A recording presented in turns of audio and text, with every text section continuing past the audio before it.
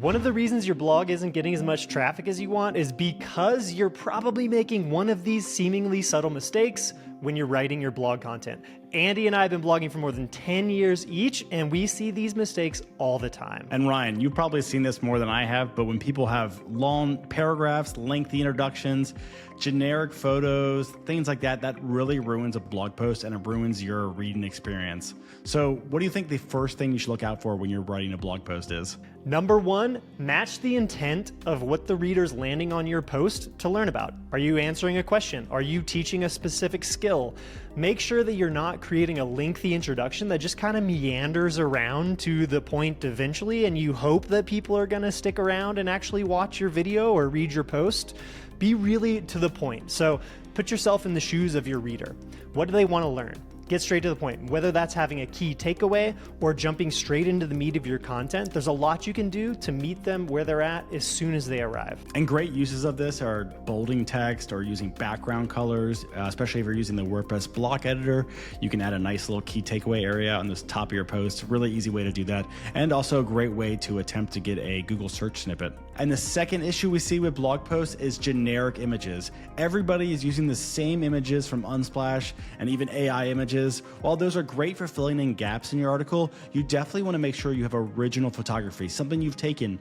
Even if it's low quality, it just shows that you've actually lived the experience in the blog post rather than something you just wrote up and just included stock photos. This is why whenever personally I'm trying to do something and I'm learning, I try to take photos along the way, just in case I want to write a blog post on the topic later. I think it's a great way to include photos in your blog. If you have a food blog, have photos of you baking or cooking. If you have a hiking blog, have photos of yourself out on the trail. It's really not that difficult, especially if you're doing the activities that you're blogging about already. Number three is having really long paragraphs. So anytime you have huge blocks of text that is going to be really difficult for people to read, you're going to increase the chance that someone's going to bounce from your blog post and not get what they came for. You're not going to build a relationship with them.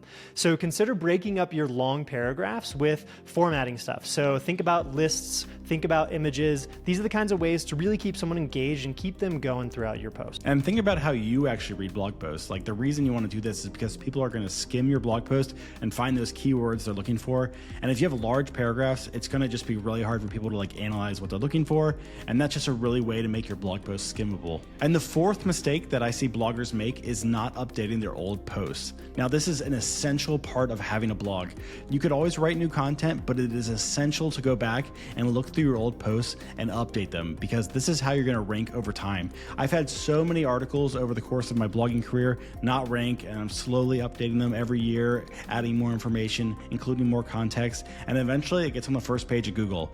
This is really how you build your blog over time. And you're also going to want to make sure, if you're using WordPress, that your theme shows the updated time. So a lot of themes just have an option for this, but every WordPress site records the time that a post was updated, and you're going to want to make sure that the date on the post reflects that time that the post was updated, because you don't want it to say 2016, but you've been working on this article for 10 years. You want people to know that this has been updated this year, has the latest information, things like that. And a lot of themes include this option, so make sure to look out for it.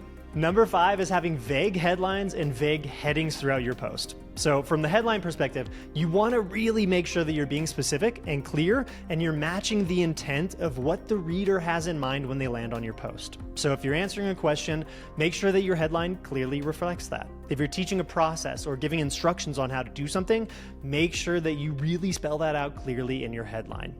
Now let's talk about headings. So headings are really important. Coming back to skimmability in your blog posts, headings will denote new sections throughout your post, and it also visually breaks up the content so you don't just have a giant block of content.